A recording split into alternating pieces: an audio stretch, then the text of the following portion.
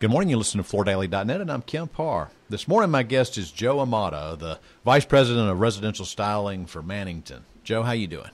I'm doing great, Kemp. It's great to talk to you this morning. Yeah, you know, it's kind of sad. I've been looking forward to this, but it's also kind of sad because you're passionate about your business. You're retiring at the end of the year.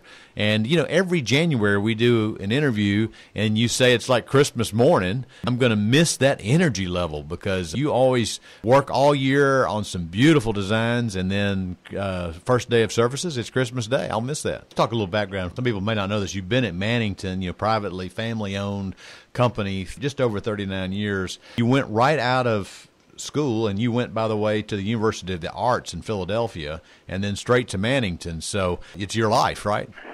That has been my life pretty much. I had full intentions on being a freelance illustrator. That was my major at Philadelphia College of Art. As things just, you know, progressed and I looked for different other options, Mannington came up on the radar, and I found that, you know, basically as I started at Mannington as a designer, I was illustrating things that look like wood and marble and stone. So I actually, you know, fulfilled my college dream of what I wanted to do. Yeah. I mean, in 40 years, computers, I mean, you've gone from pen and ink to photo imaging, right? Yeah. That's pretty unique, I think, in that I started where it was a pencil, a paintbrush, a ruler to create patterns. And then probably in the mid-'80s, I really got interested in computers and computer graphics and seeing how that could be a new media, a new tool to help designers create products. And so I got really heavily involved in bringing computers to Mannington on the graphic side. You know, I was looking at an old ad from Mannington, that woman in the orange robe and the green bathroom squirting bubble bath into the tub. The styling sure has changed in the last 39 years, hasn't it? Yeah, that's also it's kind of funny in that I think I've been around long enough where, especially around color, that, you know, color trends that really come back again. And, you know, when you think about avocado and harvest gold, and I'm probably showing my age, those greens and yellows have actually come full circle. They're called something different now, but to a lot of the new consumers buying today, they don't really connect to what it was, you know, 40, 50 years ago. And even looks today, a lot of the decorative painted tiles, the encaustic tiles that were so popular back in the late 70s and 80s now are back again. So things do go full cycle as it changes throughout the years. You know, I've used this metaphor before, the shirt versus the tie. Some people want the shirt, meaning they want the floor to be the background, and some people want the tie. That means they want the floor to be the accent. But I'd say probably it's an 80-20 rule. About 80% want the floor to be calming and not stand out, or what do you think?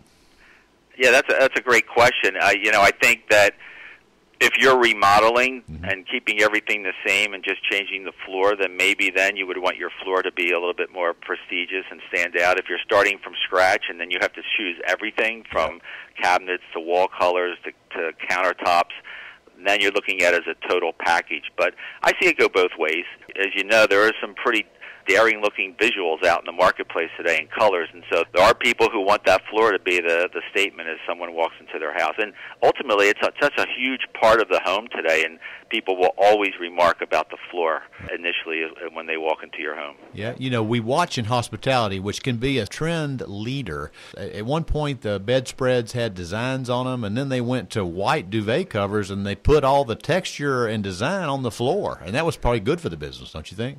Yeah, you're absolutely right, and because I live it, you know, my wife and I, we have to change our, you know, comforter set every 5 years because of the styles that change. And, you know, we've gone from paint to wallpaper back to paint again. So even there, you know, taking patterns off the wall and going very vanilla with just color keeps going back and forth. You know, when you take a look at what you do, how do you get a feel for what the consumer will buy? Because, I mean, you come up with stuff, and, I mean, it's got to be saleable. So how do you know? It's a combination. You know, flooring probably is, because it's such a permanent fixture in the home, you can't be too far out there around trends and color and design. You kind of have to make sure you really know what are the styles in the home today? What are the home fashions? You know, what are the the cabinet colors, what are the textiles that are used today. And once you know and understand the different styles, then you can just create products that coordinate beautifully with it. Then it's just trying to inject new things every year, whether it's a format in wood or if it's a species in wood or if it's a certain look in tile. That's your way of keep injecting new looks and new colors. You come up with designs, and then you need to make sure that those designs can become a reality. So in the past or through your career, worked with machine makers to make sure that your inspirations can become a reality? Yeah, absolutely. You as a designer, if you don't have good companies, whether it's the companies that work at your facility or if it's an outside vendor, they have to understand the vision. They have to understand what they can do to help you, and then you have to tap into their resources and their innovation ability to help you create looks, whether it's a texture or a gloss level or a format or it's a construction.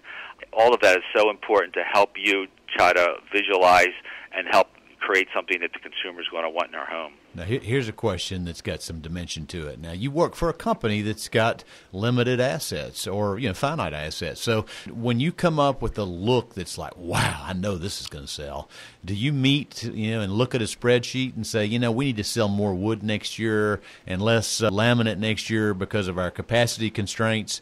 I mean, do you get into that, or you just put the best designs on whatever medium fits?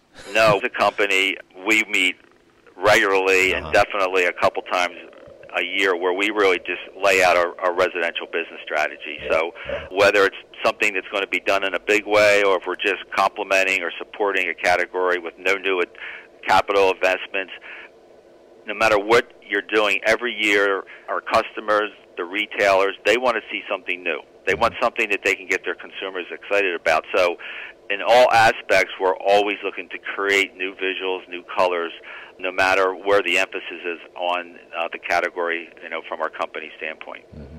You remember there was a time when high gloss meant clean to the consumer. Yes, the Mr. Clean look, yes. Yeah, and now the low gloss and muted. I mean, now wood, you don't want any gloss at all, right? No, and that's the great part about it. They're the things, the subtle things that change. Wood is wood, of course, yeah.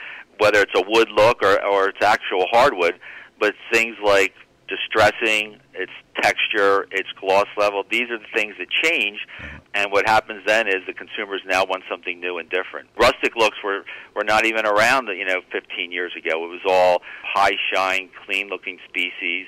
Look at exotics, how popular they were, and now you rarely see any new exotics coming out in the market. Yeah, another thing that's changed is how you market, and I know as a styling person, you've got to take that in consideration because, one time Mannington was working with Bruce Jenner and Ed McMahon, and now most of the promotion is done on the internet, right? Yeah, that's funny. You're going back in time there, but I'm sure the baby boomers are aware that was the way you really attracted your product by having a spokesperson with some celebrity status. But today it's all about social media. It's how the communication goes from one person to another. Hey, what did you think of your new floor? Or I'm looking for a new hardwood. You have any suggestions? Let me go in and do some reviews on Mannington. So it's all about, the internet, your website, social media. That's how today people are getting excited about decorating their home. Real quick, 39 years, that's amazing. You got to ask yourself, a lot of people say, I've forgotten more than you'll ever know, and I know you don't ever say that because you're a pretty humble guy, but who's on the bench? Who's coming in? The great thing about, how, because we have our own internal design team, and we put a lot of pride into making sure that the products that we make are homegrown as much as possible. So we have a very experienced team here at Mannington on the residential side. So it's going to be headed up by Terry Marquetta, who's been here over 20 years, and two designers, Kristen Delbove and Renee Cannon, and both been here over 10 and over 15 years. So a lot of experience. Been working with them for a long time. We have a bright young guy, Eddie Finlaw, who's also heavily involved. So I think we have a great team going forward, and I'm really happy and excited that they're going to have an opportunity to lead our styling leadership going into the future. Well, Joe, I got to tell you, there's a guy on the carpet side, Ed Letterlow, and then you on the hard surface side. I mean, you're giants, and we're going to miss you in the business, and I hope we continue to see great designs as you step to the next chapter. What is the next chapter for you? I'm going to try to stay creative. My other passion was back when I was in college was music, so I may start getting back into playing my guitar a little bit. I have some friends who play, so I hope I can keep my hand in the painting business other than painting walls, but doing something that's creative. And hey, my wife and I love to travel, and I just going to take it as it comes. I don't have a set plan of every day, but I know I'm going to enjoy myself, and I hopefully keep in touch with so many of the friends I've made here at Mannington over the years. Yeah. As you look back, what do you consider to be your greatest achievement? That's hard to say. I'm getting a little choked up here, but I spoke to a vendor about a month ago, and she told me she found out I was retiring, and she said, "Joe, you were one of the people that I've worked with that I really enjoyed working with because you were fun to work with." And I really took that as something that really made me happy. I always wanted to build great relationships and have fun, and I think that's important. And because work is work, and it's challenging, and sometimes it's hard, and sometimes you have to make some tough decisions. But if you can bring fun into your job, whoever you're working with, and that's kind of the culture at Mannington as well. So we work hard and we play hard. So I'll always remember that. Well, Joe, it's great to catch up with you. Again, we're going to miss you big time. Again, we're talking to Joe Amato, Vice President of Residential Design, who's retiring at the end of the year with Mannington Mills, and you've been listening to Kemp Harr and FloorDaily.net.